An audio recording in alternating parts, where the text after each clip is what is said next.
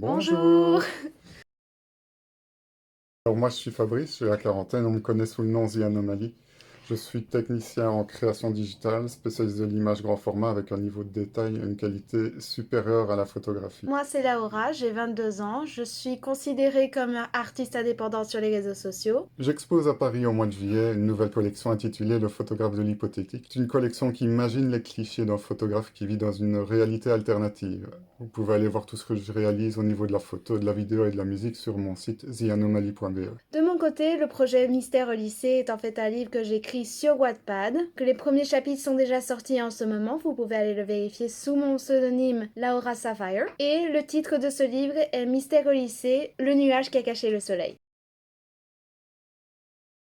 Je suis réalisatrice, écrivaine et scénariste de Mystère au lycée. Alors moi, pour le projet de visual novel Mystère au lycée, je m'occupe principalement du codage, car je suis amené à développer régulièrement pour mes propres projets. Pour moi, c'est plus ce côté storyteller, donc je m'occupe de tout ce qui est scénario, univers et les personnages en général que vous rencontrez dans l'histoire. Je pars d'une plateforme open source de développement qui s'appelle Ren'Py pour développer le jeu, et c'est une plateforme qui a déjà permis à de nombreux jeux de voir le jour. Je suis un grand fan moi-même de visual novel. Je suis du genre à aller fouiller pour avoir toutes les fins, tous les embranchements et tout ça. J'en compte des dizaines que j'ai complété à 100%.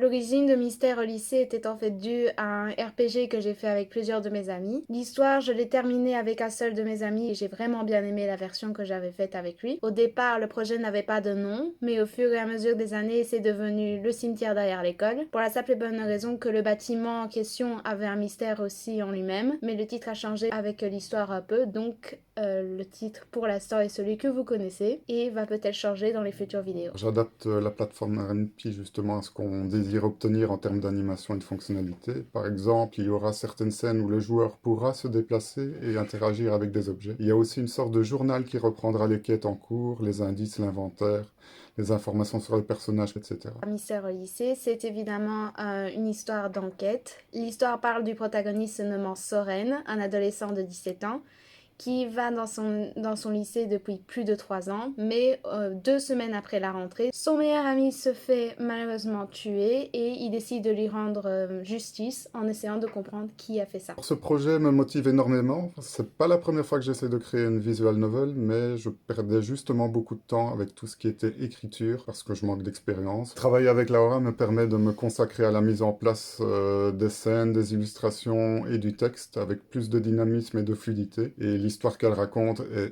très complexe, très variée, mais très bien pensée aussi. Avec plein de détails aussi que je rajoute à chaque seconde. C'est pas la première histoire que je crée, mais c'est par contre la première histoire qui finit en jeu vidéo de mon côté. Et c'est aussi réaliser un rêve d'enfant et d'ado pour moi. Surtout que c'est plus amusant quand on le fait à deux. Une nouvelle collection qui s'intitule Le photographe de l'hypothétique, qui imagine les clichés d'un photographe qui vit dans une réalité Attends, alternative. arrête, parce qu'on va pas ça. C'est pas grave. Discrétion même.